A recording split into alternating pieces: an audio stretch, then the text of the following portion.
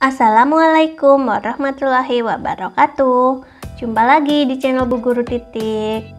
Pada video sebelumnya kita sudah membahas tentang 5 prinsip pembelajaran dan juga 5 prinsip asesmen pada kurikulum Merdeka. Pada video kali ini kita akan membahas bagaimana proses perancangan kegiatan pembelajaran pada kurikulum Merdeka.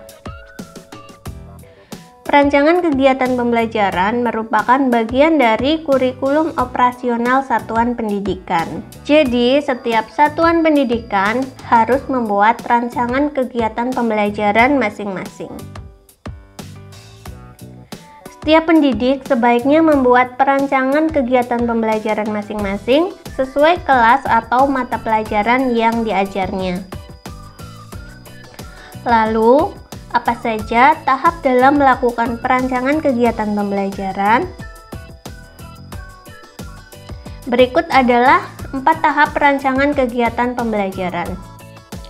Tahap yang pertama adalah kita harus memahami capaian pembelajaran. Tahap yang kedua, kita harus dapat merumuskan tujuan pembelajaran. Tahap yang ketiga adalah menyusun alur tujuan pembelajaran dari tujuan pembelajaran. Dan tahap yang keempat adalah merancang pembelajaran.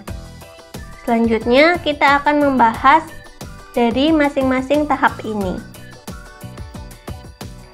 Tahap yang pertama adalah memahami CP atau capaian pembelajaran.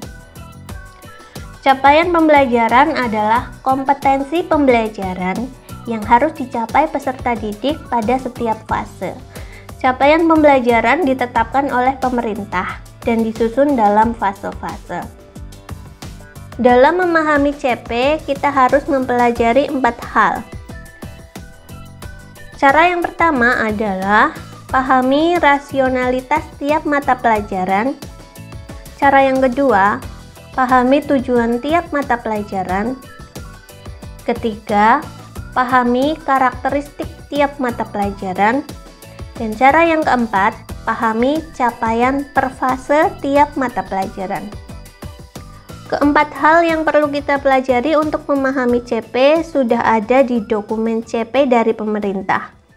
Jadi kita hanya tinggal membaca dokumen CP tersebut.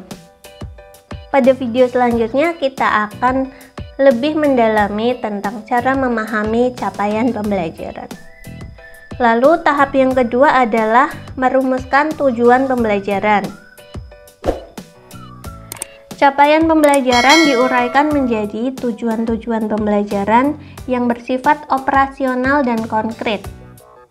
Jadi, tujuan pembelajaran adalah turunan dari CP. Perumusan tujuan pembelajaran bertujuan agar peserta didik dapat mencapai capaian pembelajaran di akhir fase. Berikut adalah 3 alternatif cara merumuskan tujuan pembelajaran. Cara yang pertama adalah merumuskan tujuan pembelajaran secara langsung berdasarkan capaian pembelajaran. Cara yang kedua, merumuskan tujuan pembelajaran dengan menganalisis kompetensi dan lingkup materi pada CP. Dan alternatif cara yang ketiga adalah merumuskan tujuan pembelajaran lintas elemen CP. Tahap yang ketiga adalah menyusun alur tujuan pembelajaran. Tujuan-tujuan pembelajaran kemudian diurutkan menjadi alur tujuan pembelajaran. Alur tujuan pembelajaran adalah rangkaian tujuan pembelajaran yang disusun secara logis menurut urutan pembelajaran sejak awal hingga akhir suatu fase. Kita dapat mengurutkan tujuan pembelajaran menjadi alur tujuan pembelajaran menggunakan berbagai cara. Cara yang pertama adalah pengurutan dari yang mudah ke yang lebih sulit. Cara yang kedua, pengurutan dari yang konkret ke yang abstrak. Cara yang ketiga, pengurutan deduktif atau pengurutan dari yang umum ke yang khusus. Cara yang keempat adalah scaffolding. Dan cara yang kelima adalah pengurutan prosedural. Cara yang keenam adalah pengurutan secara hierarki. Pada video selanjutnya saya akan menjelaskan secara lebih detail tentang cara-cara ini. Selanjutnya adalah ilustrasi mengurutkan tujuan pembelajaran menjadi alur tujuan pembelajaran. Ini adalah awal fase, dan untuk mencapai akhir fase kita harus melewati tujuan-tujuan pembelajaran yang sudah diurutkan menjadi alur tujuan pembelajaran, sehingga kita dapat mencapai capaian pembelajaran pada akhir fase. Tahap yang keempat adalah menyusun rencana pembelajaran. Rencana pembelajaran dirancang untuk memandu guru melaksanakan pembelajaran sehari-hari untuk mencapai suatu tujuan pembelajaran. Setiap pendidik perlu memiliki rencana pembelajaran untuk membantu mengarahkan proses pembelajaran mencapai CP.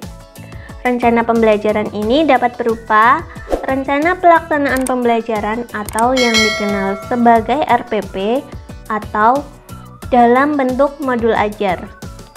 Jadi, hasil dari tahap ini adalah kita harus menghasilkan rencana pelaksanaan pembelajaran atau modul ajar. Berikut adalah pilihan dalam merancang pembelajaran. Pendidik diberi 3 pilihan dalam merancang pembelajaran. Pilihan yang pertama, pendidik dapat menggunakan modul ajar yang sudah disediakan pemerintah. Pilihan yang kedua, pendidik dapat memodifikasi modul ajar yang sudah disediakan pemerintah sesuai karakteristik peserta didik. Dan pilihan yang ketiga, pendidik membuat sendiri modul ajar. Jadi, pada pilihan yang pertama, kita benar-benar menggunakan modul ajar yang telah disediakan pemerintah. Pada pilihan yang kedua, kita dapat memodifikasi modul ajar yang sudah disediakan pemerintah sesuai dengan karakteristik peserta didik kita masing-masing. Dan pada pilihan yang ketiga, kita membuat sendiri modul ajar dari nol. Pada video selanjutnya, kita akan mempelajari bagaimana cara kita memahami capaian pembelajaran. Jadi, bagi teman-teman yang ingin mengetahui tentang bagaimana kita mempelajari kurikulum Merdeka, jangan lupa untuk subscribe dan nyalakan tombol lonceng notifikasinya untuk mendapatkan notifikasi video terbaru dari saya selanjutnya. Terima kasih, semoga video kali ini bermanfaat. Sampai jumpa di video selanjutnya. Wassalamualaikum warahmatullahi wabarakatuh.